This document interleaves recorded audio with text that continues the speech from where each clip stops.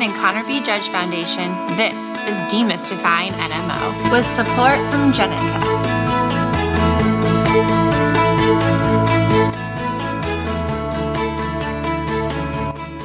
Welcome back to Demystifying NMO. I'm your host, Chelsey, and we are going to talk about the rare of the rare, a dude with NMO. So we know that NMO-SD, or NMO spectrum disorder, it overwhelmingly affects women, as most autoimmune diseases mostly affect women, including multiple sclerosis. However, in NMO-SD, it's a very, very high proportion, impacting women more than men, up to 10-1. So that's a huge proportion.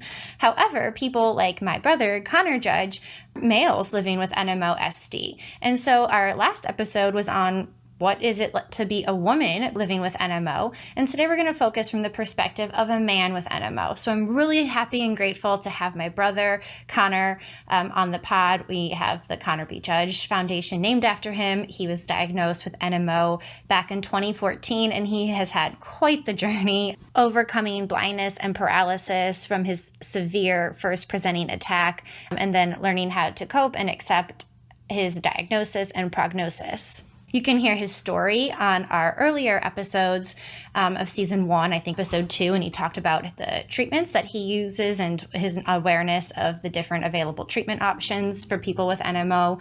And this time is really just going to be focused on the impact, the human impact of NMO on my brother and his perspective as a male. So how he feels as a man to be in a sea of women, treatment effect concerns, the impact of steroids on how he sees himself, his identity, including his body image, as well as the societal image of being a man versus being a dude with NMO. Talk about his work-life balance, what it looked like before, and what his daily life looks like now, as well as his dating and love life, and then we'll get into friends and family and just his overall perspective, which as a sister, I'm really proud to see that he's grown so much. So let's get into it. Hey Connor, how are you? Thanks for hopping on. Hello, Chelsey. I'm good. How are you? Not bad. Enjoying the Sunday. And thanks for hopping on to talk about what it's like to be the rare of the rare, a guy, a dude with NMO. Do you want to just talk a little bit, like in your own words, what it's like to be in a sea of women when we know there's such a high proportion of NMO affecting women more than men, almost like 10-1? What does that feel like?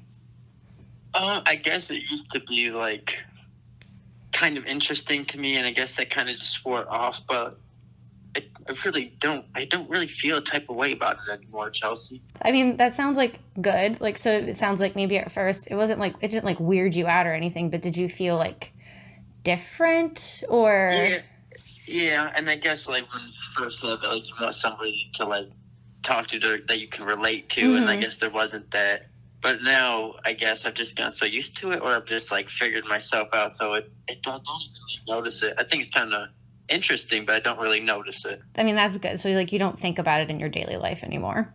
Exactly. Yeah. Cool. But it must feel weird to be an outlier in something. And yeah, I guess it could be hard to relate at first, but I'm assuming you found ability because you connect with a lot of people with NMO about overlapping symptoms and how it affects you guys, right?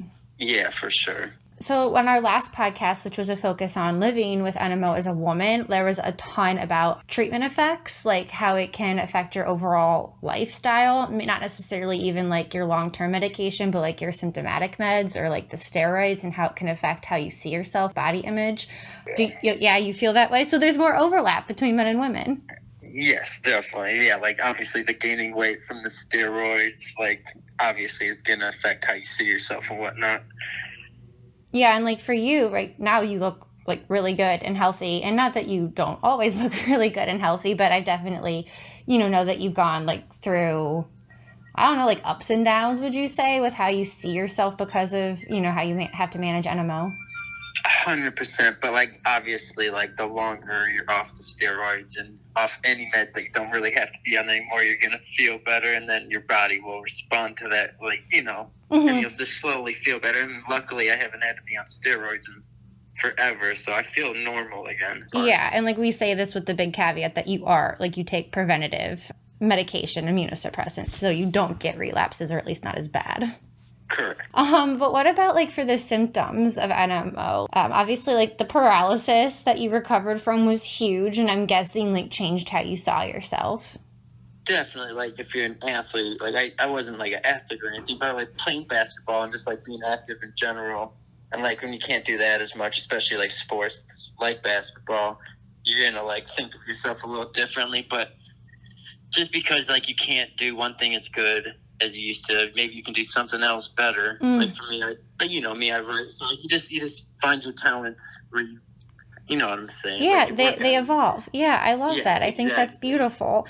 You know, so that was the major thing of something like paralysis, which obviously is going to change, you know, your ability to do certain things even after you recover.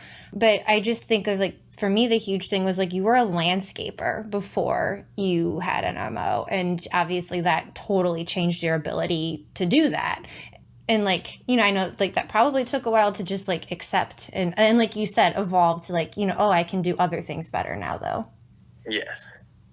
Yeah, it definitely did take a while to accept for sure, like a good while. Like I feel like at like a few years, really. Yeah, like coming to terms with it, accepting it. And then it's like that alongside being on the medication. It's all at once. It's not just like one thing at a time. So it's like the combination of everything, just like boom. Right, weighing on you. You got to deal with all of it at once. It's extremely overwhelming, and I like know like it can be depressing and anxiety inducing, and yes, like you know, good feelings too, inspiring, and like you know, you're overcoming like tremendous adversity and all that. It's gritty. It's not like always pretty, right? For sure.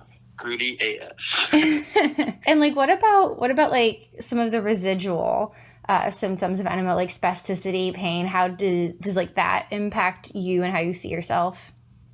It used to, like, I feel like these days I used to pity myself a lot, and now I try not to pity myself anymore, and I just try to like overcome or like just somehow overcome it, and you're like, and obviously like I feel like my brain's kind of like rewired itself in a way, or I've just kind of gotten used to all that.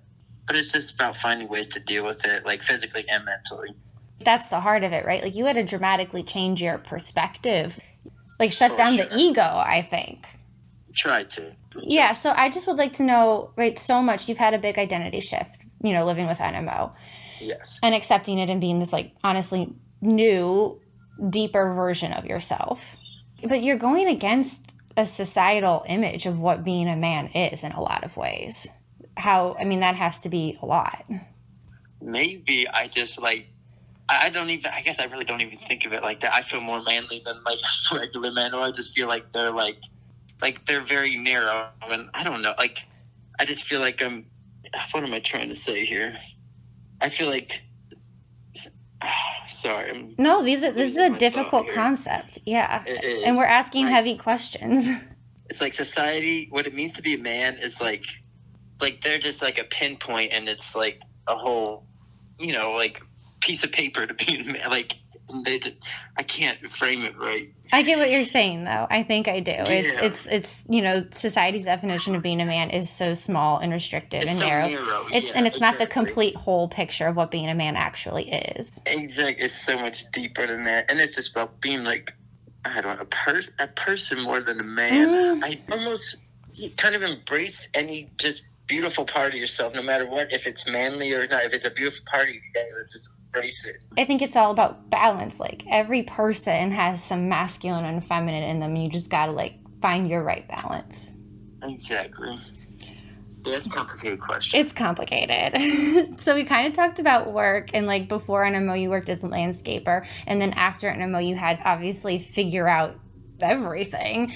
What do you do now to pay the bills or whatever? I mean, really, I'm just super lucky. As you know, like how long did it take for me to get disability? Like almost 5 years. So you're sharing that you're on disability to help make ends meet, you know, living with NMO. And have you faced, like, there's a lot of stigma in society about disability. Like, do you feel that? Or are you just more like, what are your thoughts? How do you feel about that? I know there is that stigma, but like, luckily I don't feel it. Because I don't think of it like that, because I know what I've been through. Mm-hmm. And how do you think of disability? How do I think of disability? I think it's just like, it is what it, like, if you deserve it, then you should have it. Like, it's not a lot of money, but it's just enough to get by. And it's just enough to like be somewhat content. To get your basic needs you met. Can live. Exactly. You know, I know like the things that would obviously like really be a bother or be harmful for you to work, right? The spasticity, the pain, like if you'd have to stand around all day, like am I missing something else that'd be like huge? No, that's about it. It's unlike my back and stuff, just all that. And like maybe probably like, you know, like a lot of people with NMO of like urinary frequency. Yeah, the heat, right? And like urinary. Oh, like, yeah. Bowel even. Yeah. Yeah. To your point, for people who need it, it should be an option. 100%. And like, I don't want to be on it my whole life fighting. Like, it just gives, it allows me to like be content so I can find other options. Oh, exactly. Yes. So it doesn't have to be a forever thing. Yeah, for when you need it. For the people who need it when they need it. Exactly. It's just like a little assistance to get you where you're going. Yeah. So you talked about, you know, just like how NMO and the treatments have impacted your body image, your work life. And then, you know, obviously like definitely has an effect on your dating life. Like, oh, for sure. Like I know you've been on dating apps in the past. What was that like as a guy with NMO? Well, luckily, as you know, I'm with the best woman in the world, Madison, so I don't have to be on that anymore. But yes, I was.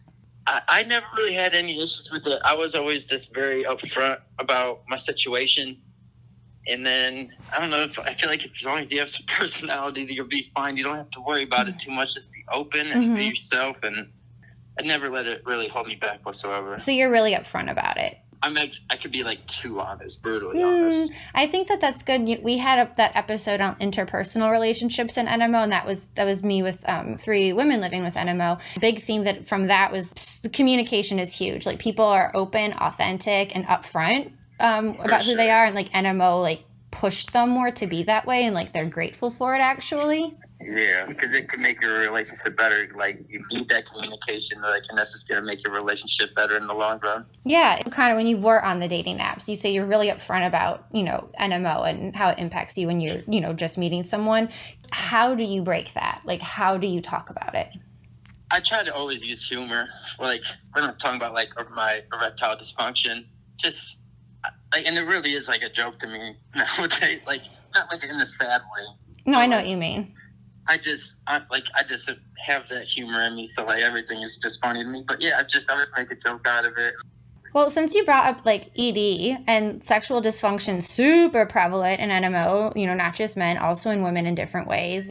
We can be. I mean, this is weird, right? You're my brother. Really glad, you know, how it is what it is. Yeah, how is that like in your relationship? I'm sure you guys obviously like talk about it, and there's like more than just one way to have sex, obviously. Yes, exactly. And it's like I was saying with with basketball, just because you're not good at that anymore, you can be better at something. You put more time in something else. You know, exactly. It doesn't really matter. Like, as long as you like love the person and they love you, you're gonna find a way to please each other, and it's gonna be great. I love that. So you are obviously very open about that too in your relationship, like with intimacy. And like, do you think that's the norm? Like, do you think that outside of NMO and people with chronic illnesses like that, do you think that that's the norm in relationships? I don't know, because like the relationships I was in before, it wasn't like that. It's like very surface. It's like you don't really like. It's not like that deep. Especially when it comes to like sex stuff. Yeah. You don't like have that open of communication usually, at least in my experience. Yeah, so like once again, like NMO kind of makes your relationship more like stronger because you have to be so upfront and so communicative. 100%. What about treatments? Like, you know, when it comes to sexual dysfunction, do you use any of those? No, because like the pills or like Cialis and Viagra don't work for me, and like I'm prescribed like the shots. Oh. But like that seems intense. A shot you have to shoot in your penis. But like I've just never used it. Okay. I'm just gonna say it's each their own and whatever you're comfortable with, obviously, and like what works for you. But I just was curious. It's nice to know there's an option. But yeah. Have it. Finally, kind of, so we talked about so many intense things, your identity, how you how to change your whole work life and accept disability. Is this, option for you right now to figure out your next path and like take care of yourself and like dating and sex? So obviously you're on a podcast talking about all this stuff for a foundation named after you with your sister. So, it's an interesting family relationship. Do you feel like you always have to manage people's expectations? Like, do you feel let down? Do you feel like you're letting others down? Like, you know what I mean? Like, I could see it going both ways, and that's a lot to deal with as a person. I definitely used to, but now I feel as long as I'm like truly working on myself and I'm like truly trying to improve in my own way, then like, cause I know that's what my family wants, I know that's what you want, then like that's all I got to do. And if I'm not lying to myself and I'm actually like doing the work, then I feel good. Yeah, literally all anybody who loves you wants is for you to be healthy and happy and growing yourself into this great person that you are. That's super positive and has good energy. I love it. Thank you. I try. My perspective, being your sister seems appropriate, is just you've grown a lot the past 5-6 years that you've had NMO. And obviously, like, I don't think we should sugarcoat the bad. Like, it's been bad. It's been difficult at times, but who you are now because of it, like, I think getting to the acceptance stage and like discovering yourself again through the help of disability in your relationship and being super honest, you're a very cool person. Not that you were before, but you're a like more complex, cool person now. Definitely. Like, I feel grateful because I feel like it made me more interesting and it made me more deeper. You sound like a better man, Connor. I know it's made me a better man. I love your positivity, your outlook, your evolving perspective. Thanks so much for talking to us about what it's like to be a man living with NMO.